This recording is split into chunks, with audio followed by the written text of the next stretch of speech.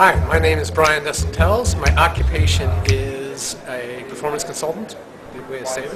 I first got involved at HPT back around 1980, so almost 30 years ago. And I did it because I was working in Detroit at Harper Grace Hospitals, and I worked for Kathleen Whiteside, who was heavily involved in the Michigan chapter, as was her boss, Frank Wydra. And got me involved in it and got involved in the conference we had in Detroit about 1982 and have been involved ever since. My greatest HPT influences was probably Gary Rumler and Danny Langdon, who taught me more about looking at people in terms of the systems that they exist in. And I was an instructional designer, and I was certainly influenced by Mager's work at that point.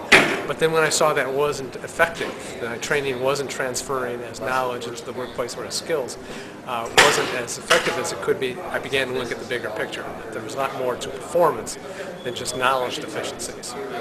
An interesting application of HPT that I was involved in was intended to address a turnover issue at a large software company in the Pacific Northwest. They were having turnover of about 18 to 25%. And that was new to me because we didn't look at turnover as a performance issue, but a performance system is never designed to cause people to leave. We don't design systems that cause people to get injured. We don't build systems that fail to reach the deliverable. So it's an interesting application. And as I began to look at that, we wanted to certainly reduce turnover.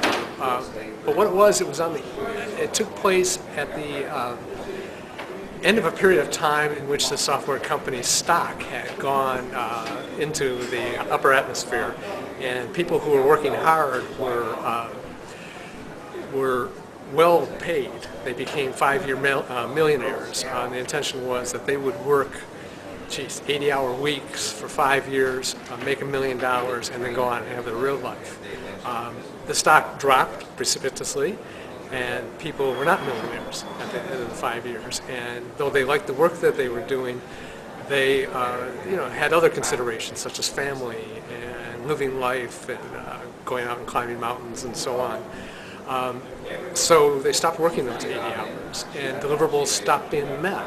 And this turnover rate was caused more by managers wanting to fire people than them leaving.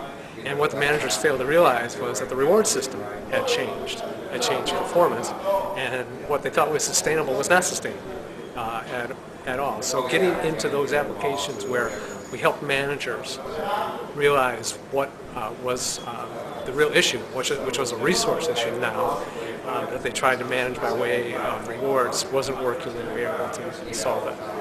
Hope that's a quick story. The HPT term I'd like to define is performance system. Performance system is not synonymous with the word process. It is not the same thing, though we focus a lot on process. A performance system is organized to create a deliverable. It pivots from the deliverable.